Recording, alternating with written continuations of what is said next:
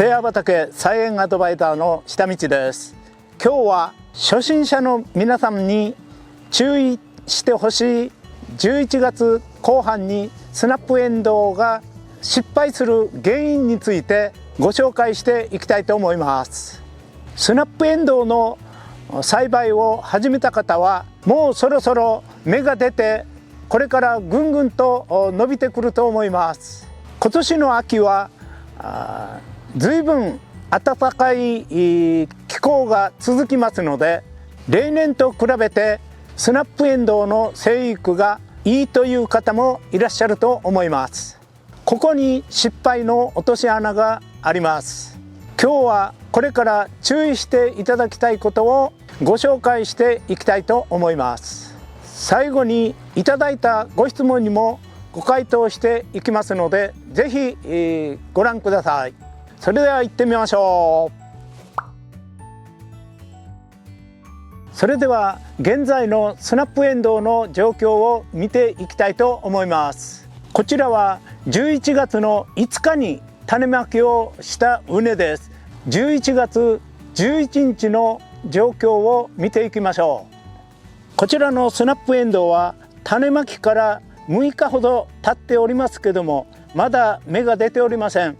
このように、種の付近がひび割れをしておりますので、あと 2,3 日で芽が出てくると思います。こちらはホームセンターで購入してきた苗です。11月の後半ぐらいになった時に、苗の成長のおおよその基準としては右側の苗が理想的です。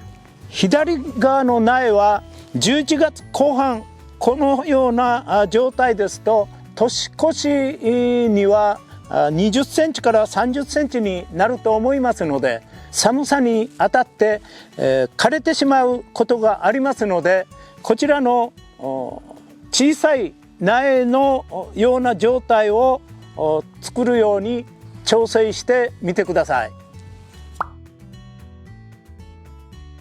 それでは失敗する要因を解説していきたいと思います。1つ目です。風対策を早くしすぎることです。株が大きくなりすぎると冬越しが難しくなりますので注意しましょう。11月中のまだ気温が高いうちは風対策をするとぐんぐん伸びてしまいますので、風対策はしないようにしましょう。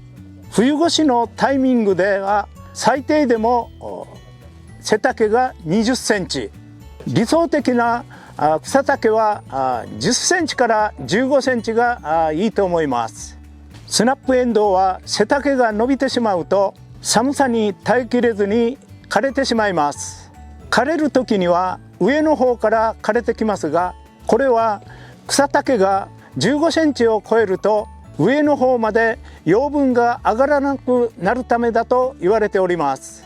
そのため当該や寒さの影響を受けやすくなってきます。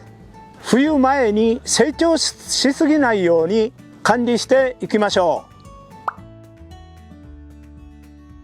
それでは2つ目です。急いで間引きをしてしまうことです。スナップエンドウの場合は早く間引きをしてしまうと春までに枯れてしまうことがあります。冬越しまでは間引きをせずにそのまま栽培していきましょう。今こちらのポットには4本の芽が出て生育中です。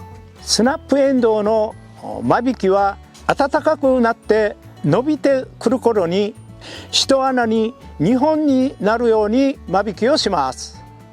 今の段階で間引きをしてしまうと冬越しの際に万が一枯れてしまった場合に春から育てる本数が少なくなってきます。こうなりますと収穫量も少なくなってきますので、間引きは暖かくなってからやりましょう。3つ目です。スナップエンドウが発芽しないのにそのまま放置することです。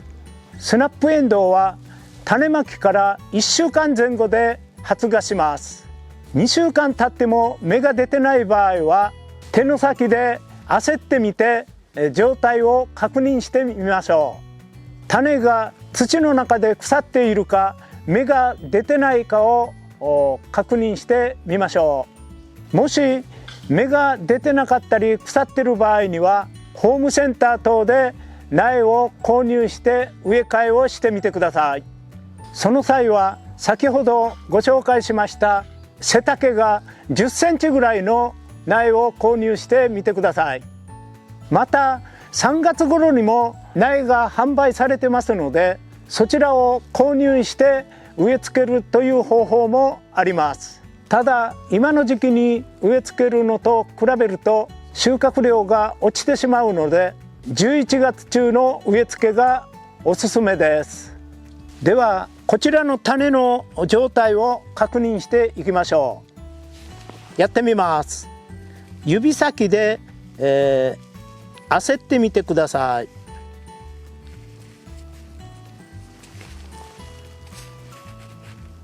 このように根と芽がすでにもう発芽しております。これもあと 2,3 日で出てきますので、このまま埋め戻しておきます。これが腐ったり根も芽も出てなければ苗を購入してきて植えた方が賢明だと思います。こちらは大丈夫ですので、このように埋め戻して、お世話をしていきたいと思います。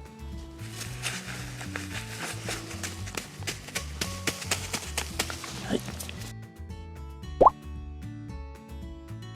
それでは質問コーナーに行きたいと思います。こちらのスナップエンドウの動画にコメントをいただきました。伸びたつるを切って株を小さくする方法はダメですかというコメントをいただきました。カットして春に脇芽を伸ばすという方法もあります。ただし少し収穫量が下がってしまうリスクがあります。防寒をして冬越しをした方がいいかなと思います。去年こちらの動画で、実験をした結果、冬越しに保温ビニールをかけて栽培した事例がありますので、そちらも参考にしてみてください。スナップエンドウの栽培は長期間にわたって栽培しますので頑張りましょう。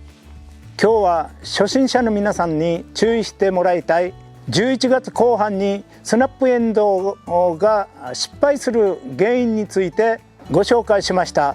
この動画が面白かった方はチャンネル登録といいねボタン押してください。ではまた、バイバイ。頑張ってください。家庭菜園ライフ